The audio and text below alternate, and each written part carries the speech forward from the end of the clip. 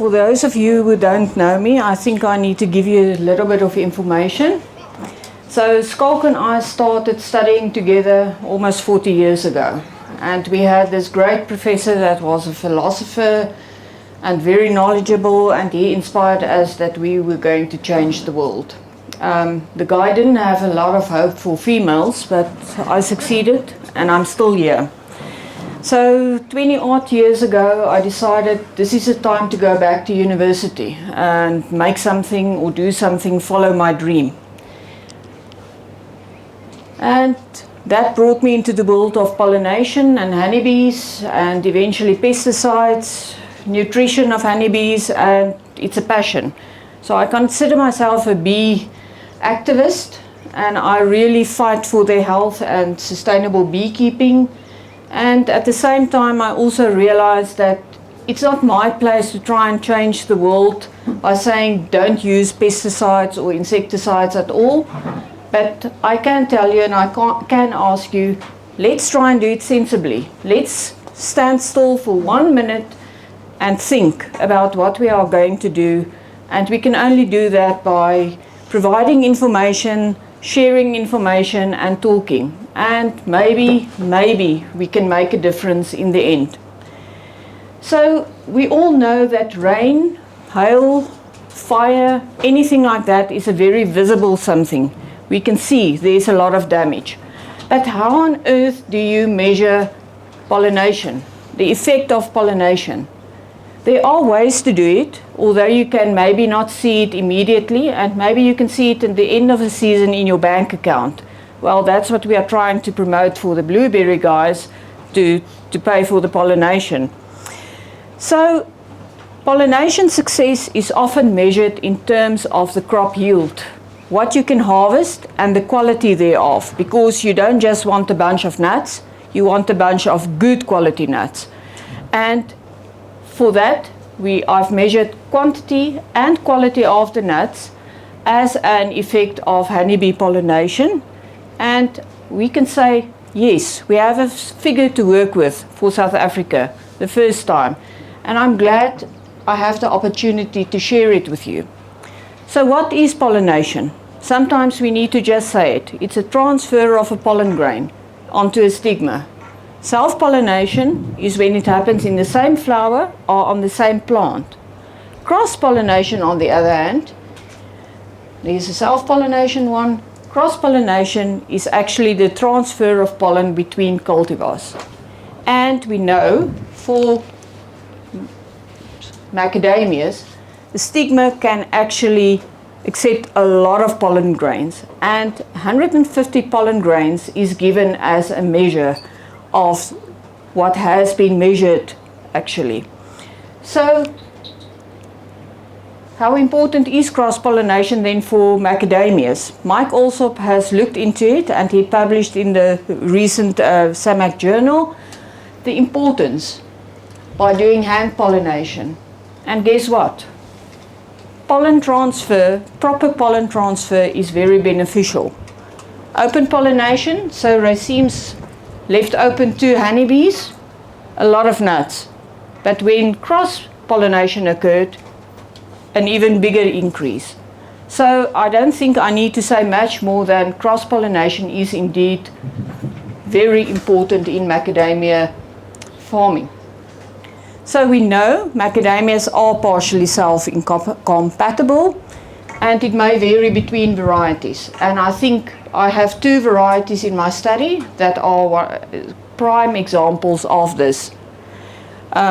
Self-pollination is definitely less effective, so we need to improve cross-pollination and get more nuts and basically a bigger yield.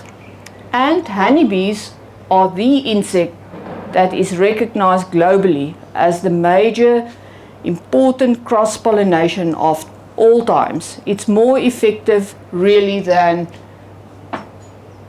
any other pollinator. I don't want to actually say stingless bees are not important or bumblebees are not. They are. All have a role.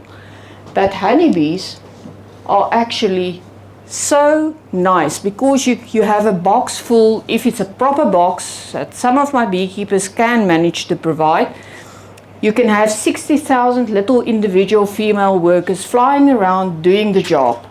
A proper hive. He can carry them overnight to wherever I need them or whoever needs them. So vast distances, large quantities of pollinators are being brought into an orchard. And that's why we use honeybees. However, this is not a resource that is undepletable. If we are going to continue, much as we did with pesticides over the past 50 years, we are going to sit without anything left on this earth.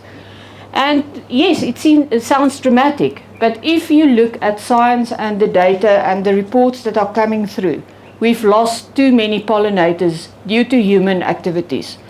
I think one thing that can be said of both me and Skalk probably is that 40 years down the line, we are actually cynical about what humans can do to this earth.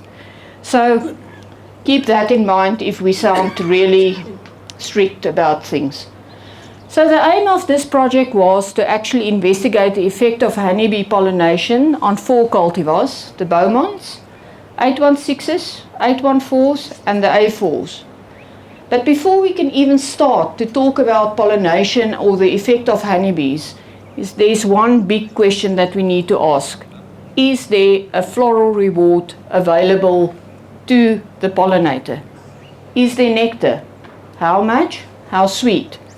So nectar in a flower tells us how much food there is available for a bee to extract from that flower. And nectar is also the energy reward that fuels flight of honeybees, and that's a crucial part of pollination and honeybee activity. So we know that bees collect a wide range of sugar concentrations, between 12 to 65% sugar. Although in a very dry, arid environment, they may collect water. Well, there are water foragers as well, and they might even collect urine because that's a source of salt. So, but from a sugar point of view for energy, a range between 15 to 65%.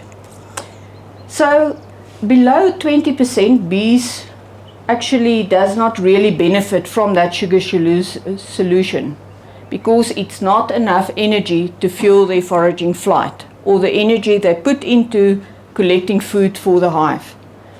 So scientists have actually divided the whole nectar range into 3 categories. 65 to 35% is considered optimal. Yes, everybody is very happy. Between 20 and 35% we can consider as average. Below that, it's suboptimal. So then that brings us, is the nectar nice enough? But is there enough nectar? So thanks to Ian Williams, I've spent a wonderful time on his farm in the Barberton area conducting this study. And I have to quickly explain the methodology just to make sure that we are all on the same page, and then I'll start to tell you about the nectar that gets me very excited. The standard pollination practice is to use an exclusion bag to exclude the racemes from honeybee pollinators, which gives you the wide range of no pollination from a honeybee or pollination from a honeybee. And in this case, I really didn't care if an ant crawls through those bags or a stingless bee or any other tiny little thrip. I don't care. For me, it's about honeybees and what I can measure what they did. And for that, after a year, and really hoping that awful rain, well, it was nice the rain, but not good for the crops. Hope that didn't ruin the experiment. I measured the number of nuts and the nut quality, the size of the nuts and the weight of the nuts. So before I start telling you about nectar, this is where it all started. I did my PhD study starting with a simple question.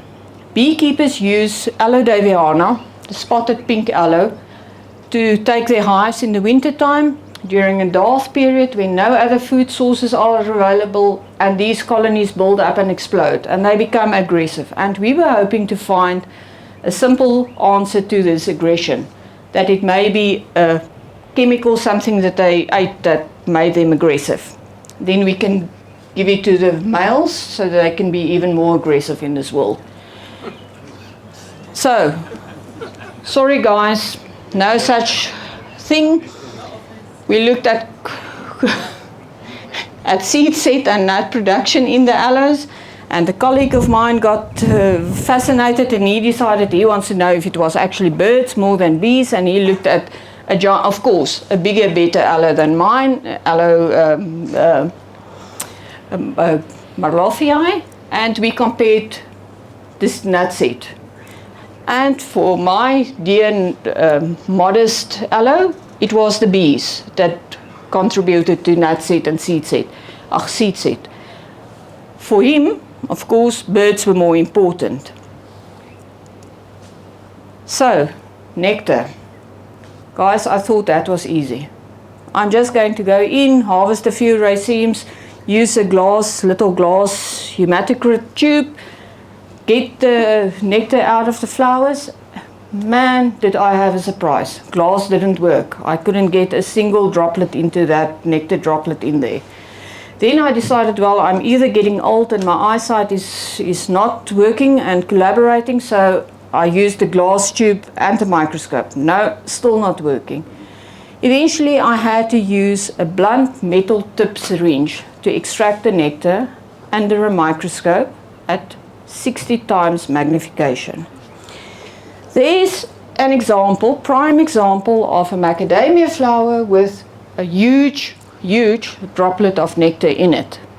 And I can tell you that nectar volumes in all 4 cultivars were of 10 pooled flowers was above 12 microliters. And that's important. Why? When I captured bees on the macadamia flowers, I actually found that their crop contents was 18 microliters of macadamia nectar just before they fly home or when they ended up in my bottle. So there was enough nectar available to the bees. Next step was it sweet enough? Yes, above 20% sugar in those solutions, which gives us the average classification of nectar. So, nectar quality of macadamia flowers is acceptable and in high enough quantities for the bees. So, women are wonderful. They can multitask. They can work. They can plan a menu and go home, buy the food and prepare it, and then get home and look after the children. Yeah, that's part of being clever. You know, you actually, what's that nice word, to actually give a task to a man? Delegate. Yeah, you see? So my bees were so fascinating. During my PhD studies, I figured out that they started to actually evaporate the water from the nectar already at the flowers. So the concentration of the flower nectar was lower than what was in the crops of the bees. So they started to get rid of the water, which was actually saving time and energy. So they can store the food as well, put it in the fridge for tomorrow evening. Nectar crop contents for the macadamias, same thing happened. And the most wonderful article is going to be written on that. And we will send it through to you guys if you are interested in reading this. And a nice picture. That is the tongue of a bee.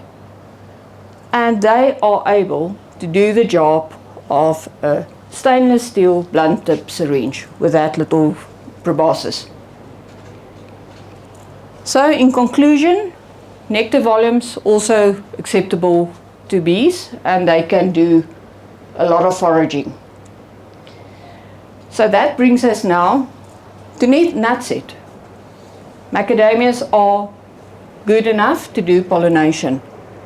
Honeybees consistently resulted in higher nut set in all 4 of the cultivars.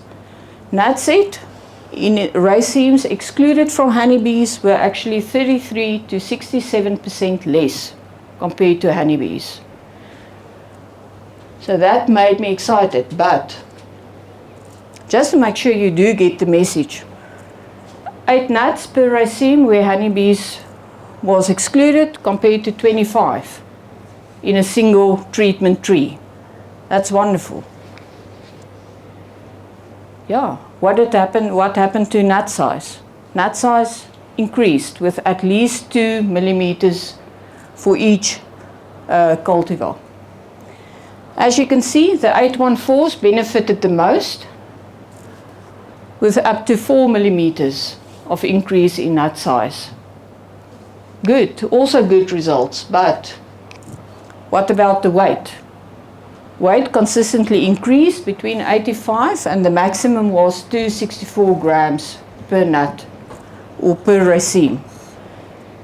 That's also good, but is that just a nice heavy nut with a husk? Is it husk that's heavy?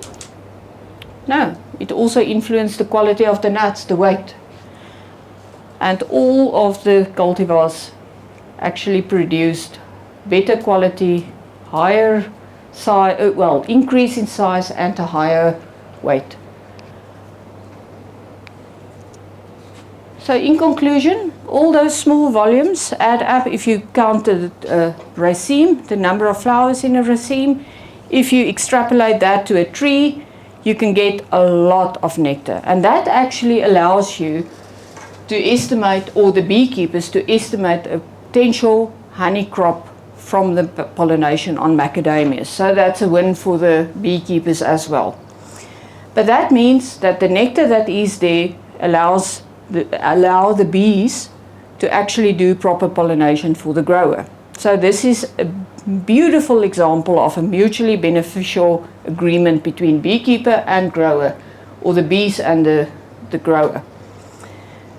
The bees have no reason to abandon these macadamias. It is nice nectar and they should be happy. They will continue to visit. In the mornings I found more activity for nectar collection, and in the afternoons focus on pollen collection by the bees.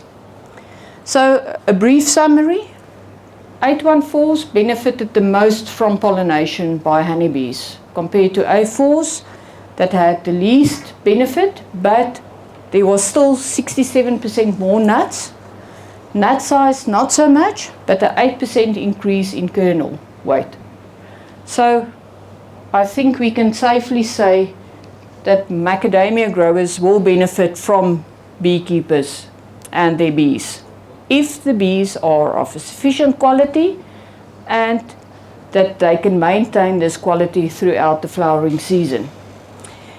So future work, depending on the outcome of Mike Alsop's study on hive numbers, we hope to actually test this recommendation that's coming forward, because at the moment we are sitting with how many hives is sufficient. Is it 2? Is it 8?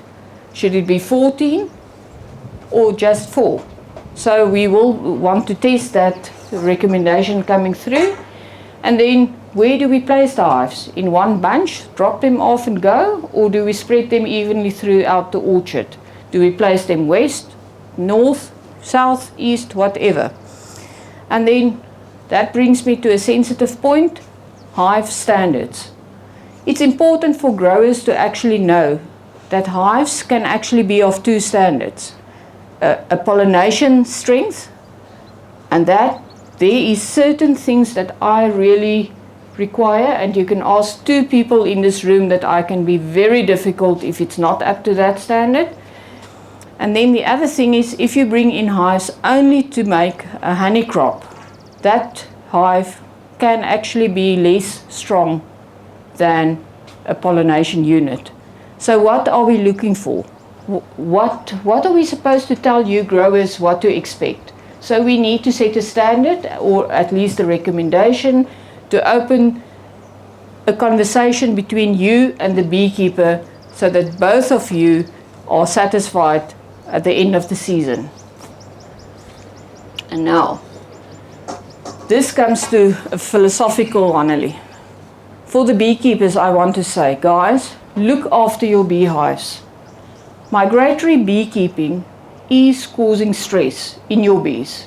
To transport the bees over vast distances, drop them off and expect them to work optimally is unfair to a certain extent. They are going to be stressed. So make sure they have enough food, that you have a good colony, that you transport them in the best possible way that you can transport them over these distances. Don't just drop them off and forget them. There are things like Pensis infestations. Look at your neighbors. Take each other into consideration, because really we need to look after our bees. And yeah, I can just tell you that I was very fortunate that I lived through the golden era of honeybee research. About 2009, it started hitting the headlines of the news globally that we are suffering colony losses. And the EU actually supported us to start an organization with scientists from all over the world to look into colony losses. And yeah, we've grown and we are still standing.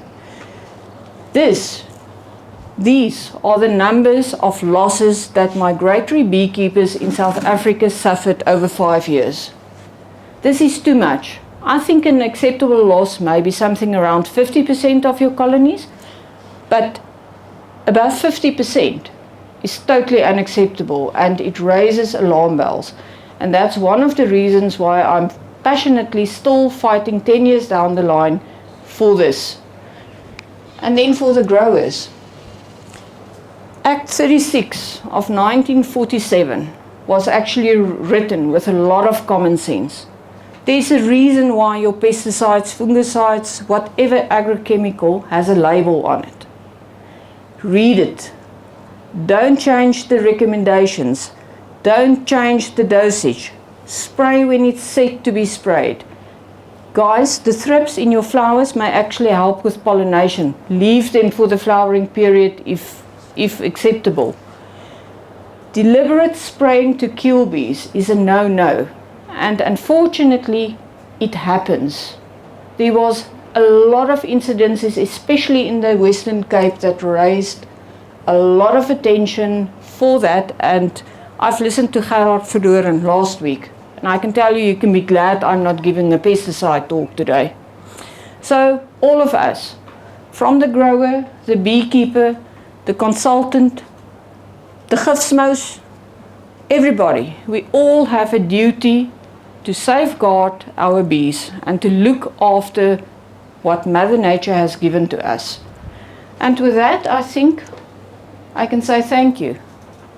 Thank you to SAMAC for funding this project, to the Tues who gave me good quality hives last year, my daughter who actually ran around up and down the orchards to capture bees where I couldn't reach them, and to all my colleagues at the University of Pretoria. I've learned a lot from them over the years. Thank you.